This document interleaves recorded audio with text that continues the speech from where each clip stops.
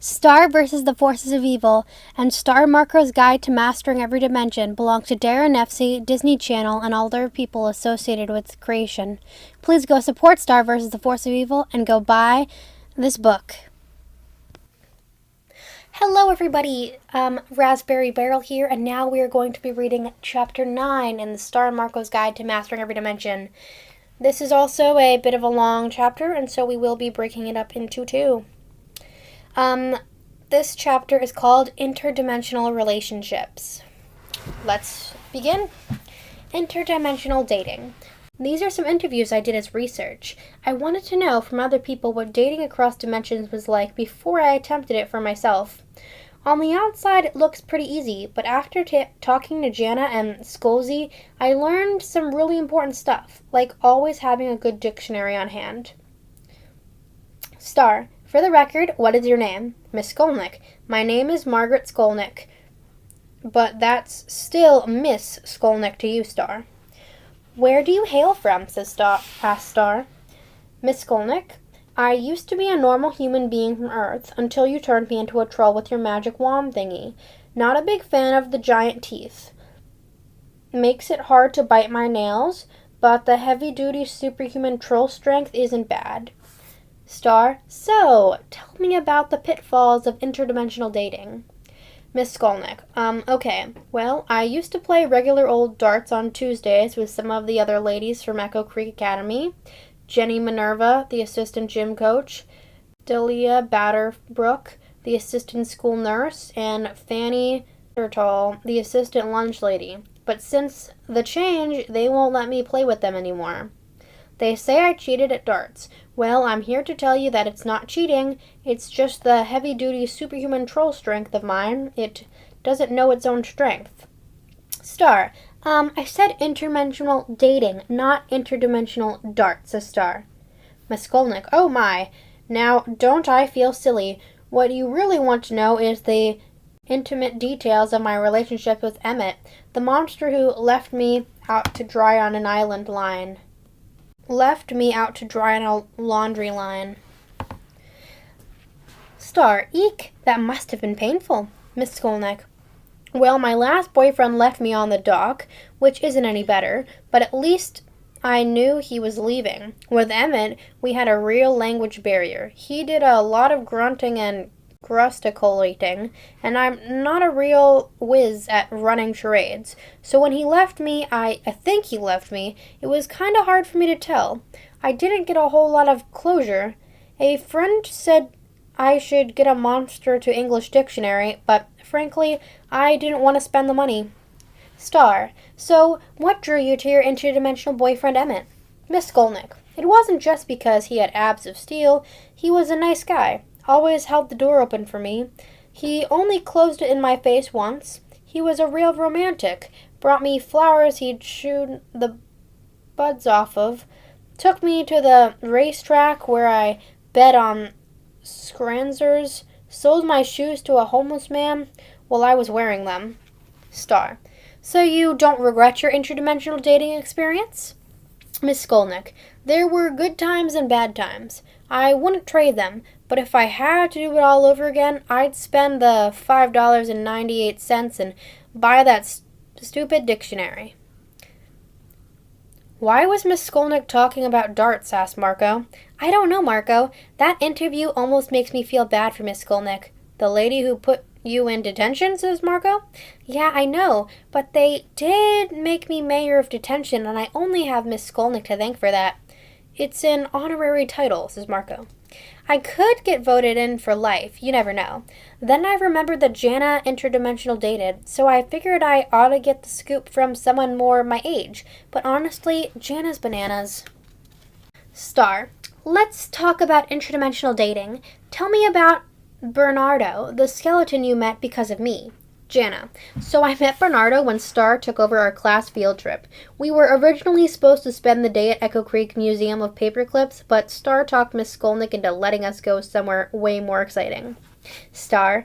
Yep, just keep saying Star like I'm not even here, or like I'm not Star interviewing you. Janna. Well, that's how the class ended up in the dimension of wonders and amazements. It was pretty cool, but the coolest part was definitely meeting Bernardo. I don't believe in love at first sight, but he was so confident, like he knew he was cool, and Marco wasn't ready to date someone as fierce as me. Sorry, Marco. Star, so cool. What was your first date like? Janna, it was pretty romantic. We went to an underground crypt where everyone totally knew who he was. We heard a great band called Rip Up the Macabre.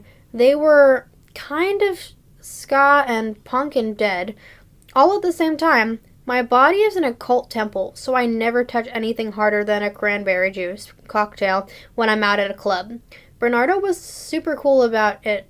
He says skeletons don't really drink either, which was probably not true, but I appreciated him trying to make me feel comfortable. Star, so are you guys gonna go out again? Janna, are you crazy? No way. Star, really? But it seems like you liked each other. Janna, final answer. Okay, says Star. Thanks. And then Marco wanted me to interview Jacqueline Thomas with questions he had written, which were very Marco-centric. And I was like, that's not interdimensional dating when you're from the same dimension. But he promised to make me more triangle food. Yum. And so I said I would. But I honestly don't think this interview should be included in the book. Star. So, Jacqueline Thomas, expert skateboarder and owner of the second most beautiful eyes at Echo Creek Academy. Number 1 are Oscars. Drool. Tell me about what you're looking for in a man. Jacqueline Thomas. The last guy I had a crush on was this really cute guy from skate camp last summer. He was really nice. And so he'd been, totally on my mind a lot.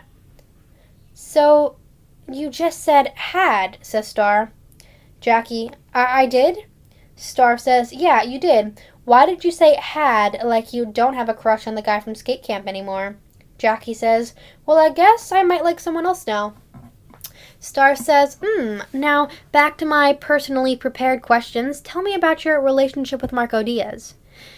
Jackie says, my relationship with Marco is really confusing. If I really think about it, I've always kind of known that maybe Marco likes me.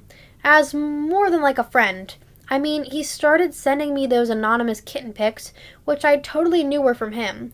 But I think because I really valued him as a friend and didn't want to ruin our friendship, I kinda ignored the signs. Plus, cute guy from skate camp last summer, you know?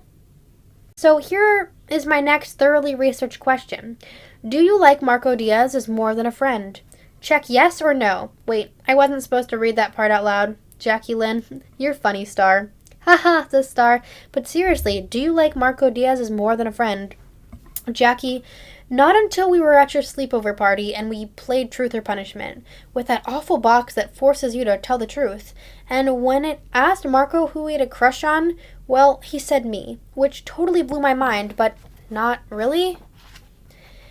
And for me, the first time I really looked at him, totally stared at him in the eyes and saw deep down into his soul. And he was really cute, adorable even, with his little mole and his saucy brown eyes, and he really, really liked me. For real.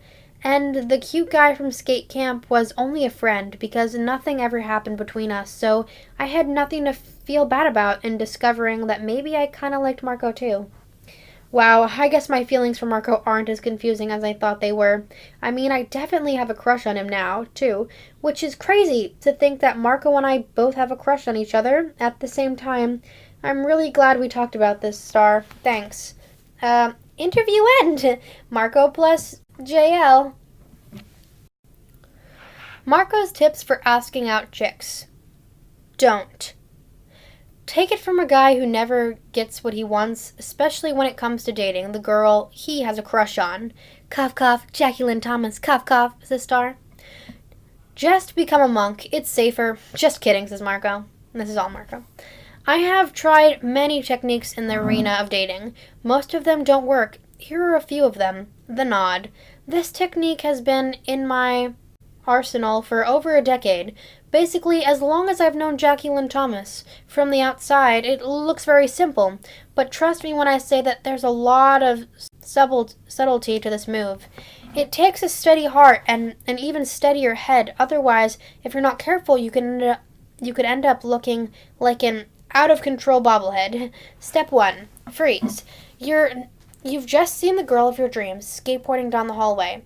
Keep going. There's more than just one step. Duh, says Star. Step 2. Unfreeze. This is not freeze tag. You have like 5 seconds until the girl of your dreams comes into range. Step 3. Lean. The key is to find a locker or a water fountain or a wall to lean against so that you look super casual when the girl of your dreams notices you standing there. Step 4. Make eye contact. It's important to direct the nod at the right person. If you don't lock gazes, you might end up nodding at the wrong person, which can be awkward if it's someone you don't know or you wish you didn't know. Step 5. Nod. No explanation needed. Step 6. Wait for a reply nod from the girl of your dreams. Hopefully you get one, but if you don't, it's okay. You can try again the next day. Step 7. Turn into a puddle of goop. The girl of your dreams is gone, and the fear you've been holding inside can finally be let out. The kit pick technique. I like to use this technique when I feel like reaching out, but I don't want to actually put myself out there. It's a little research heavy, and you can spend a lot of time looking for the right kitten picture to match your mood. It's like going down a kit pick wormhole. You never know what you're going to find. Step 1. Take out your phone. This is where the battle will take place. Step 2. Find a kit pick. Like I said, this can take time. It has to be perfect. Step 3. Text the kit pick to the girl of your dreams. This is the trickiest part. It can take a while to work up the right amount of courage to get the job done. Step 4. Sit back and let the LOLs roll in. The truth or punishment box technique. Not recommended. Sometimes Star has a sleepover party and invites the girl of your dreams, and sometimes you get roped into playing a game that Pony had brought that at first sounds terrible and it's not what you want to be doing. But then Star forces you to play and it's even worse than you thought it would be, and you end up maybe saying stuff that you didn't want to say out loud just so you don't want to die, and yeah, it sucks. Step 1. Just say no. This is almost impossible to do. No one will let you quietly walk away from the sleepover party game. Step 2. Grin and bear it. You're now playing a sleepover party game with the girl of your dreams. You want her to think you're cool, so act cool. Step 3. Be direct. The truth or punishment box does not accept anything but the truth. If you answer its questions with your outright lie or even a half-truth, it will do awful things to you and your fellow game players, including the girl of your dreams. Step 4. Accept it. The truth or punishment box will force you to say the name of your crush out loud when she is sitting right next to you. The honest technique. When all else fails and the naysayer on your neck forces you to do it, just be honest. I know it's really scary, but if you don't ask for what you want, like a date with Jackie Lynn Thomas, says Star. She's right. Like a date with Jackie Lynn Thomas, you'll probably never get it. Step 1. Find the girl of your dreams. Make sure she's alone. Step 2. Take a deep breath. You are about to do something you don't want to do, but you do. Step 3. Open your mouth. Step 4. Tell her how you really feel. There may be some false starts at first, but after a few seconds of opening and closing your mouth, the right words will come out. Step 5. Hope for the best. You don't know how the girl of your dreams will respond, but at this point, you've done all you can do. The ball is in her court. Just to clarify, asking for what you want can sometimes suck, but sometimes it doesn't suck. And that's where we're going to push pause on the chapter. The next bit of the chapter, we have Date, Marry, or Make Disappear Forever. We have Dr. Marco, PhD, presents his Psychology 101 for interdimensional dating. And that will be it for part 2. I hope you've all enjoyed this. So, yeah, we got a little bit from Miss Skullnick about her relationship. We got some from Janna, and we got some from Jackie, and how she does have a crush on Marco. And then we got a couple techniques from Marco of how to ask the girl or boy of your dreams out. Hope you all have enjoyed. Star vs. the Force of Evil belongs to Daron, nefcy, Disney Channel, or everyone else associated with the creation. Please go support Star vs. the Force of Evil and go buy this book.